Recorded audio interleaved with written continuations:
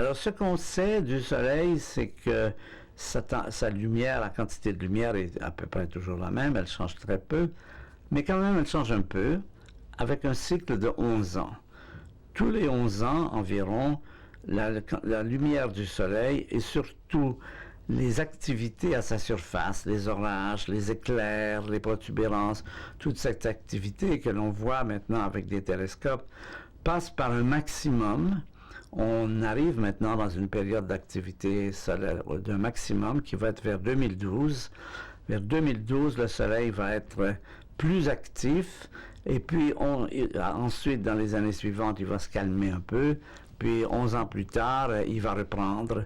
Il suit comme ça un cycle d'activité avec des périodes très actives où il y a beaucoup d'aurores boréales en particulier. Ça va être une bonne époque pour les aurores boréales d'ici pendant les quelques années qui viennent, mais aussi de phénomènes comme des orages magnétiques. Il y a eu en 87 ou 89 une panne d'électricité au Québec qui a duré plusieurs heures et qui a été provoquée par une activité solaire qui a envoyé des bouffées de particules qui ont fait déclencher les relais. Donc c'est un phénomène qui n'est pas il n'y a pas des conséquences sur nous très importantes, du moins on n'en connaît pas.